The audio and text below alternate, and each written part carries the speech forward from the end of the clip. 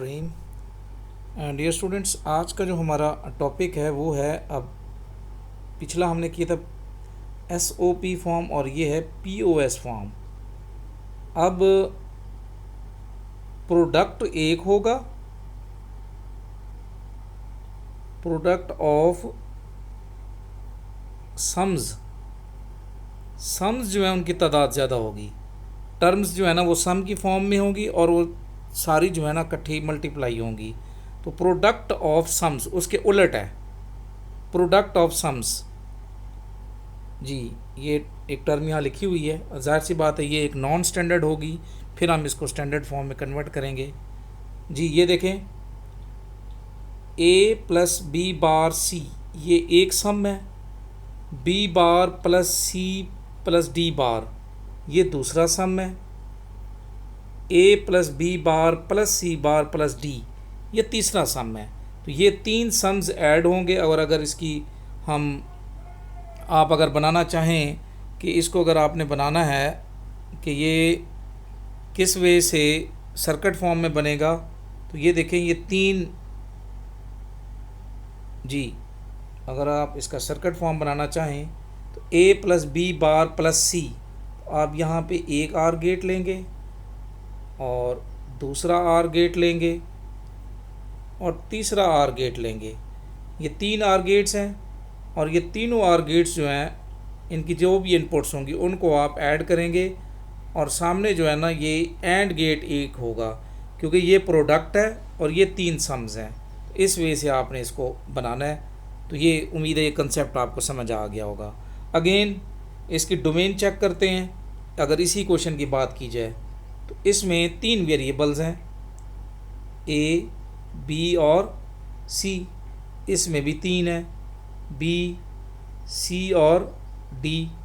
और इसमें चार हैं, ए बी सी और डी। इसका मतलब यह है कि आपने ये देख लेना कि इसके अंदर मैक्सिमम कितने, मैक्सिमम चार हैं, तो इसका मतलब है हर टर्म के अंदर वो चार मौजूद हों। इसका मतलब ये है कि ये एक नॉन स्टैंडर्ड हमारे पास पीओएस फॉर्म है, क्योंकि इसमें भी डी मिसिंग है और इसमें ए वेरिएबल मिसिंग है।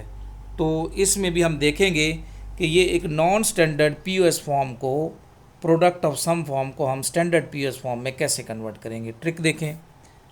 तो पहले हम इसकी लॉजिक समझेंगे। लॉजिक समझने के लिए ये इस एक टर्म को आप अंडरस्टैंड करें। इसमें वो क्या कह रहा है कि जी अगर आप कहीं पे ये चार सपोज कर ले टर्म्स हैं, इसको आप ज़ीरो रखना चाहते हैं, ठीक है, आप ये चाहते हैं कि A plus B bar plus C plus D bar ये ज़ीरो के बराबर हो, ठीक है। तो ज़ीरो के बराबर आप रखना चाहते हैं तो आपको ए की वैल्यू भी ज़ीरो रखनी होगी, बी की वैल्यू जो है ना वो बार की सूरत में है, तो आप क्या करेंगे कि इसकी वैल्यू वन रखेंगे बी की, तो इसके ऊपर बार आ जाएगा, तो ये भी किस में चला जाएगा, ज़ीरो में। यानी इसकी वैल्यू वन रखें लेकिन बार लेंगे तो ये वन बार का मतलब ज़ीरो ही है। सी की वैल्यू भी आप ज़ीरो रखेंगे और जो डी है ये बार की सूरत में है, तो वन का बार ले लें। अब आप इन सब को आप ऐड करें इन चारों को, तो ये ज़ीरो के बराबर हो गए। यानी ये ज़ीरो, ये भी ज़ीरो है क्योंकि वन का बार है, ये भी ज़ीरो और ये वन का बार है। इनको ऐड करें तो आपका आंसर क्या आ गया, ज़ीरो आ गया। इसका मतलब है जो चीज़ मिसिंग होगी। अब आपने यहाँ से क्या सीखा, ठीक है, कि आपने अगर इन टर्म को ज़ीरो रखना है तो अब जो बार के बग़ैर है उसकी वैल्यू ज़ीरो रखेंगे और जो बार वाली है उसकी वैल्यू वन रखनी है। आपने जो एसओपी फॉर्म की थी उसके उलट करना है, ये याद रखिएगा, इसमें मिक्स नहीं होना जी। तो इस बुनियाद पर अब हम यही वाली क्वेश्चन इस स्टैंडर्ड फॉर्म बनाने की कोशिश करते हैं, वो कि यहाँ गिवन है लेकिन हम अपने वे से बनाएंगे जो पैटर्न हमने सीखा हुआ है जी। ये देखें, इस इक्वेशन को हम स्टैंडर्ड, उसमें पहले ही हमें पता लग गया कि ये एक नॉन स्टैंडर्ड है, तो हम क्या करेंगे, हम लेंगे यहाँ पे ए, यहाँ पे मैं लिखूँगा जी बी बार और यहाँ पे लिखूँगा सी, ठीक है। अब ए की वैल्यू ज़ीरो लेनी है, याद रखिएगा, दोबारा सुन लें, ए की वैल्यू हम ज़ीरो लेंगे। ए की वैल्यू मैंने ज़ीरो ली, बी बार की वैल्यू मैं क्या लूँगा, वन, और सी की वैल्यू ज़ीरो। इसमें मिसिंग क्या है, ठीक है, इसमें मेरे पास जो चीज़ मिसिंग है वो है डी। अब जो चीज़ मिसिंग है उसकी वैल्यू मैंने क्या रखनी है, ज़ीरो। तो डी जो है उसकी दो पॉसिबल कम्बिनेशन हो सकते हैं, या वो ज़ीरो होगा या 1 होगा, बाकी चीज़ें उसी तरह रिपीट कर दूंगा। तो ये कंप्लीट हो गई। अगली देखें जी, B bar C D bar, B bar plus C plus D बार।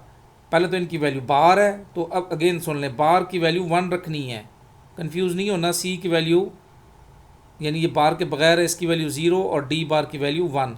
इसमें ए मिसिंग है तो ए की वैल्यू 0 रखनी है। तो इसकी पॉसिबल कम्बिनेशन क्या होगा, या 0 होगा या 1 होगा, बाकी चीज़ों को रिपीट कर दें। ठीक है। और लास्ट में है जी ए बी बार सी बार और डी बार। इसकी वैल्यू मैं यहाँ लिख देता हूँ डायरेक्ट। ए की वैल्यू 1 आएगी, बी बार की वैल्यू जो है ना वो हम ए की वैल्यू 0 आएगी, सॉरी, बी बार की वैल्यू जो है ना वो 1 आएगी, सी बार की वैल्यू अगेन 1 आएगी और डी की वैल्यू 0 आएगी। कंफ्यूज नहीं है होना, ये उसके उलट है। अब आपके पास यहाँ पे जो कम्बिनेशंस हैं वो ये वाले बन गए हैं जी, 1 2 3 4 और 5, ये 5 कम्बिनेशन को अब आप लिखें। अब मैं सबसे पहले ये वाला कम्बिनेशन जो है ना इसकी टर्म लिख रहा हूँ ऊपर। तो ये टर्म बनेगी, अब ए की वैल्यू आपने 0 है तो ये ए लिखेंगे, ए बी बार ये, और फिर सी, और डी की वैल्यू जब 0 होगी तो इसको हम लिखेंगे डी, सॉरी प्लस दरम्यान में डालना है, ये कंफ्यूज, डी। ये एक टर्म बन गई। अब इस टर्म की तरफ आते हैं। ये जो टर्म है, ए की वैल्यू 0 है, ए प्लस जी, बी की वैल्यू बार की सूरत में है तो यहाँ 1 है इसकी वैल्यू, तो 1 का मतलब बी बार प्लस सी की वैल्यू 0 है तो ये सिंपल आएगा, और इसकी वैल्यू 1 है तो ये डी बार। ये दो टर्म बन गई। अब इसकी तरफ आते हैं जी, 0 है, 0 का मतलब है कि वो वाली चीज़ जो है वो किस में आएगी, अगर 0 है तो वो सिंपल वेरिएबल आएगा, ए प्लस 1 बी बार, सी की value 0 plus C plus D, D की वैल्यू 1 है, और 1 जो है ना वो आपको पता है कि बार को शो करता है। तो ये तीसरी टर्म आ गई। फिर फोर्थ टर्म की तरफ बढ़ते हैं, ये वाली। तो ये देखें, इसका मतलब है सी जो है ना वो यहाँ पे देखें, ये दोनों 1 1 है। तो अभी मैंने बताया था कि अगर 1 1 होगा तो आप लिखेंगे A bar plus B bar plus C plus sorry A bar B bar plus, और उसके बाद सी की वैल्यू जो है ना वो 0 है जी, सी प्लस डी की वैल्यू 1 है तो ये डी बार, ये आ गया। अब लास्ट टर्म की तरफ, ये वाली टर्म, ठीक है। 0 की वैल्यू 0 जहाँ होगा वहाँ ए सिंपल वेरिएबल बार के बगैर, और जहाँ 1 1 होंगे तो बी बार प्लस सी बार, डी की वैल्यू 0 है तो ये आ जाएगा डी। ये आपके पास, अब आप देख लें ऊपर जितनी भी टर्म्स है उसमें सारे वेरिएबल्स मौजूद हैं। तो इस तरीके से आप किसी भी नॉन स्टैंडर्ड एसओपी फॉर्म को स्टैंडर्ड एसओपी फॉर्म में कन्वर्ट कर सकते हैं। ठीक है, ये उसके उलट है, उसकी मैथमेटिक्स बता दी है, लेकिन आप इसी मेथड से इसको सॉल्व करेंगे। कोई और इक्वेशन भी अगर आप लेना चाहें तो वो आप ले सकते हैं। तो this is all about our today lecture.